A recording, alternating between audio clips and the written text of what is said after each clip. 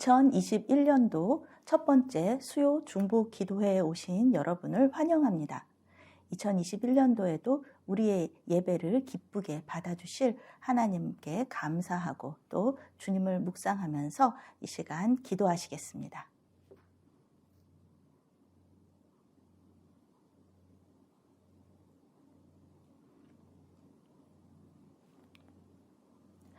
사랑의 하나님, 은혜를 감사합니다. 어지러운 세상 속에서도 우리와 함께 하시며 우리를 지키시며 우리를 돌보아 주시니 감사합니다. 이 시간 주님께 올해의 첫 번째 수요 중보 기도회로 예배할 때에 우리가 예배하는 지금 이곳에 임재하셔서 우리의 예배를 기쁘게 받아 주시옵소서. 예수 그리스도의 이름으로 기도합니다. 아멘.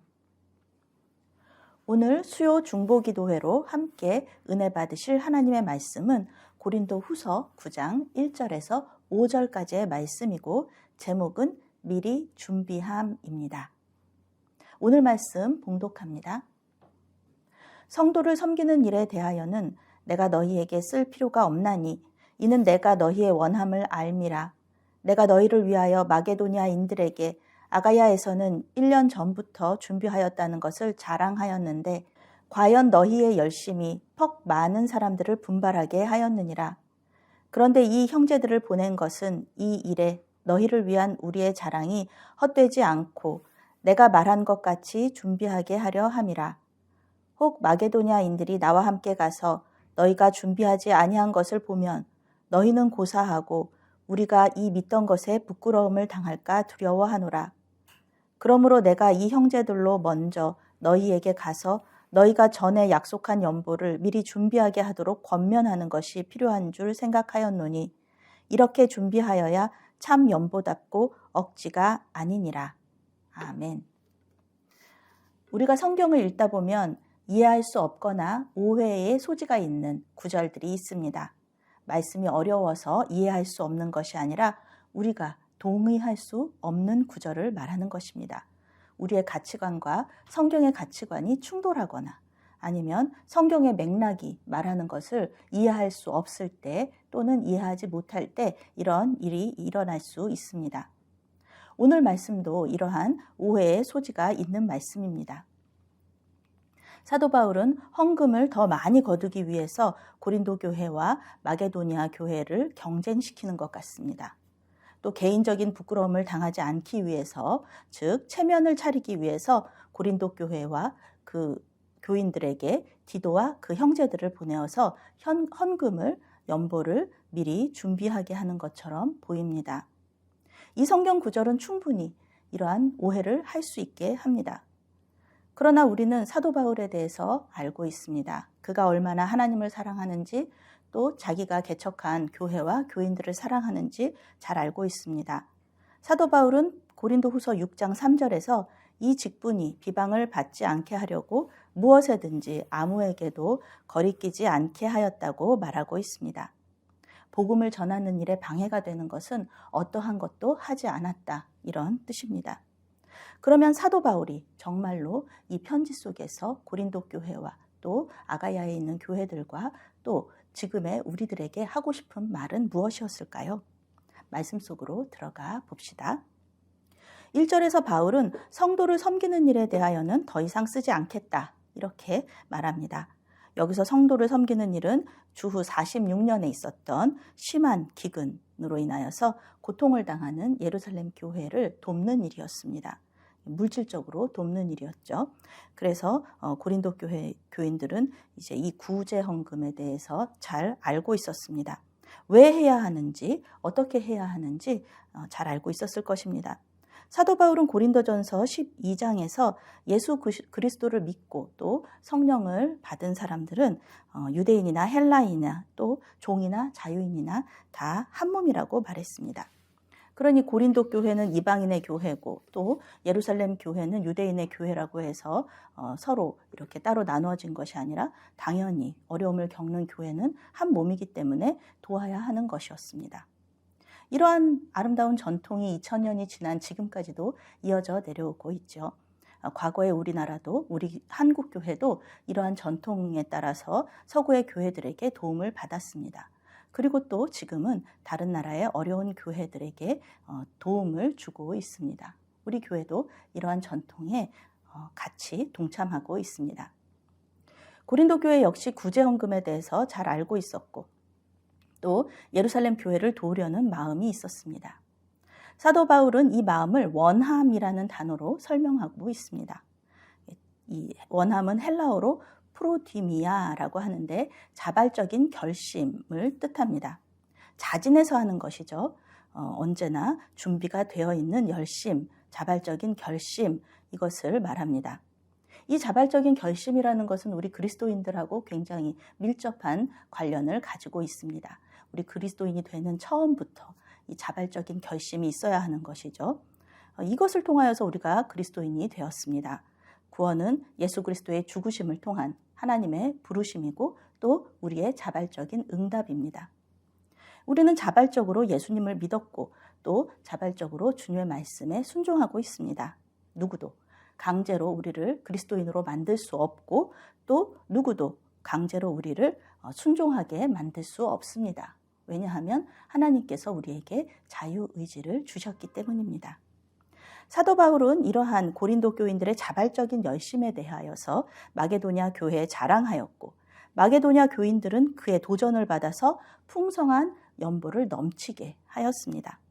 여기서 사도 바울은 두 교회를 경쟁시키려고 고린도 교회의 열심을 자랑한 것이 아니었습니다. 사도 바울은 하나님을 자랑하고 또 십자가를 자랑하고 자기의 약함을 자랑했던 사람입니다. 그러니 고린도 교회 열심을 자랑한 것도 이와 같은 맥락에서 자랑했을 것입니다. 그는 분명 고린도 교인들에게 이와 같은 열심을 허락하신 하나님을 자랑했을 것입니다. 고린도 교인들에게 이러한 마음을 주신 성령을 자랑했을 것입니다. 이러한 사도 바울의 성령 충만한 설교를 통하여서 마음이 뜨거워진 마게도냐 교인들은 풍성한 연보를 함으로써 예루살렘 교회를 돕고자 하시는 하나님의 뜻에 순종하게 됩니다. 그런데 이게 웬일입니까? 1년 전부터 예루살렘 교회를 돕기로 작정한 고린도 교회의 연보가 아직 준비되지 않았다는 것입니다.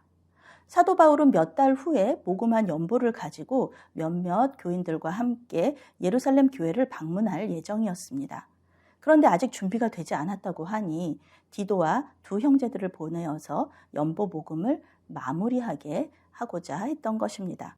디도는 고린도 교회를 사도 바울처럼 사랑하는 사람이었고 고린도 교회는 디도를 사도 바울처럼 생각하고 순종했습니다.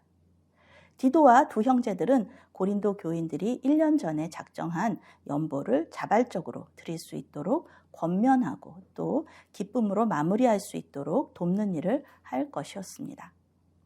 준비라는 단어 자체가 스스로 준비하다, 또 자발적으로 준비하다 이런 뜻을 가지고 있기 때문에 디도와 두 형제는 마치 세금을 징수하듯이 억지로 강제로 무리하게 연보를 하게 하는 것이 아니라 스스로 할 수 있도록 도와주고 또 권면할 것이었습니다. 4절에서 사도 바울은 조심스럽게 자신의 두려움을 드러내고 있습니다. 얼핏 보면 고린도 교회가 헌금을 하지 않아서 교회와 사도 바울이 수치를 당할 것을 두려워하는 것처럼 이해할 수 있습니다. 그러나 헬라어를 읽어보면 그 뜻이 아니라는 것을 알 수 있습니다. 사도 바울은 우리가 이 믿는 것에 부끄러움을 당할까 두려워하노라 라고 썼는데 이것은 우리가 계획한 이 일이 무산되어서 실망을 할까 걱정이 된다 이런 뜻입니다. 즉 예루살렘 교회를 위한 모금 운동이 무산되어서 예루살렘 교회와 이방인 교회가 모두 실망하고 또 교회의 하나됨에 방해가 될까 걱정이 된다 이런 뜻입니다. 물론 하나님의 계획은 고린도 교회나 또 사도 바울의 어떠함과 상관없이 이루어질 것입니다. 그러나 이 계획이 무산됨으로 인하여서 실망하고 상처받을 고린도 교회를 사도 바울은 걱정했던 것입니다. 그래서 사도 바울은 5절에서 결론적으로 이렇게 말합니다. 미리 준비하여 참 연보를 하여라. 미리 준비한다는 것은 자발적으로 한다는 것이죠. 그렇다면 참 연보는 무슨 뜻일까요? 참 연보를 한다. 사도 바울은 참 연보와 억지로 하는 연보를 비교하고 있습니다. 참 연보는 헬라어로 선물, 복을 말합니다. 억지 연보는 이 구절에서는 탐심이나 탐욕을 이야기하고 있습니다. 7절에서 뒤에 나오는 7절에도 이 억지라는 단어가 나오는데요. 한글로는 같아도 5절의 억지는 탐심이라는 뜻이고 7절의 억지는 강제, 강요라는 뜻입니다. 즉 참 연보는 하나님께서 주신 복을 다른 사람들에게 흘려보내는 것을 말합니다. 그래서 참 연보는 복의 통로가 될 수 있습니다. 그러면 억지 연보, 탐심, 탐욕은 무엇일까요? 사도 바울은 탐욕을 우상숭배와 같은 것으로 생각하는데 왜일까요? 탐심은 자신이 가진 모든 것을 자기 자신에게 복종시키려고 애쓰는 마음입니다. 즉 자신이 가진 모든 것을 자신이 주인인 것처럼 생각하는 그런 것입니다. 우상숭배의 본질은 자기 자신이죠. 자기 자신을 하나님보다 더 높여 올리는 것입니다. 하나님보다 자신을 더 생각하고 또 하나님의 뜻과 하나님의 생각보다 자신의 생각과 자신의 뜻을 더 이루려고 하는 것입니다. 이것이 바로 우상숭배입니다. 참 연보를 하는 사람은 어떤 사람인가요? 자기 자신과 자신이 가진 모든 것은 하나님의 것이라고 고백하는 사람입니다. 그러니 하나님의 것을 하나님의 것으로 돌려드릴 수 있습니다. 그러나 자기가 가진 것은 모두 자기의 것이라고 생각하는 사람은 자기가 가진 것 중에서 억지로 떼어내어서 하나님께 드릴 수밖에 없습니다. 그러니 시험에 들고 인색하게 하고 아까워하면서 억지로 할 수밖에 없는 것입니다. 사도 바울이 걱정했던 것은 고린도 교회가 1년 전에 작정했던 헌금이 모두 모금될 수 있을까? 아니면 안 되면 어떻게 하지? 그런 문제가 아니었습니다. 사도 바울은 고린도 교인들이 또다시 우상 숭배의 길로 들어서게 될까 걱정했던 것입니다. 연보를 미리 준비한다는 것은 자발적으로 헌금을 준비한다는 뜻이며 궁극적으로는 자기 자신과 자신이 가진 모든 것은 하나님의 것이라는 신앙의 고백이기도 합니다. 하나님은 이러한 신앙 고백을 통해 교회들의 기도에 응답하시고 또 영광 받으십니다. 올 한 해 미리 준비함으로써 하나님의 큰 복의 통로가 되시기를 바랍니다. 아멘. 기도하겠습니다. 사랑의 하나님, 이 시간 우리 자신과 우리가 가진 모든 것이 주님의 것임을 고백합니다. 때때로 우리의 주인이 누구인지 잊어버리고 내가 가진 모든 것이 내 것인 것처럼 욕심을 부렸던 우리의 모습을 고백하오니 불쌍히 여기사 용서하여 주시옵소서. 항상 성령 충만하여서 성령께서 인도하시는 대로 주님께서 우리에게 주신 모든 것들을 기쁨으로 드리게 하여 주시옵소서. 예수 그리스도의 이름으로 기도합니다. 아멘. 이 시간에는 주보에 나와 있는 삼천교회 창립 112주년 기념 112 공동 기도문을 읽으면서 함께 기도하겠습니다. 삼천교회 모든 성도들이 코로나19 바이러스를 굳건한 믿음과 지혜로운 대처로 이겨내게 하소서. 사회적 거리두기 속에서 매 주일 드리는 예배를 받아주시고 온라인 예배를 드리는 성도들에게도 함께하여 주옵소서. 자녀들을 보호하여 주시고 병중에 있는 성도들을 치유하시며 경제적 어려움을 겪는 가정을 지켜 주옵소서. 제30대 담임 목사 청빙을 위하여 함께 기도하겠습니다.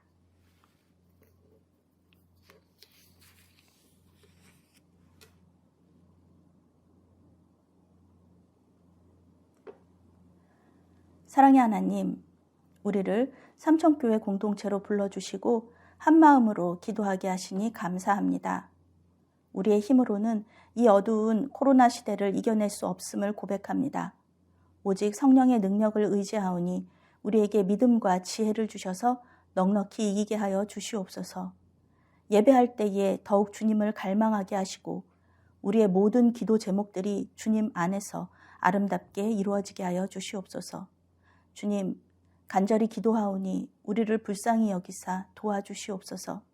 십자가에서 죽기까지 우리를 사랑하신 주님의 그 사랑을 믿으며 예수 그리스도의 이름으로 기도합니다. 아멘. 주님께서 가르쳐 주신 기도로 수요 중보 기도회를 마치겠습니다. 하늘에 계신 우리 아버지여, 이름이 거룩히 여김을 받으시오며 나라가 임하시오며 뜻이 하늘에서 이루어진 것 같이 땅에서도 이루어지이다. 오늘 우리에게 일용할 양식을 주시옵고 우리가 우리에게 죄 지은 자를 사하여 준 것 같이 우리 죄를 사하여 주시옵고 우리를 시험에 들게 하지 마시옵고 다만 악에서 구하시옵소서. 나라와 권세와 영광이 아버지께 영원히 있사옵나이다. 아멘.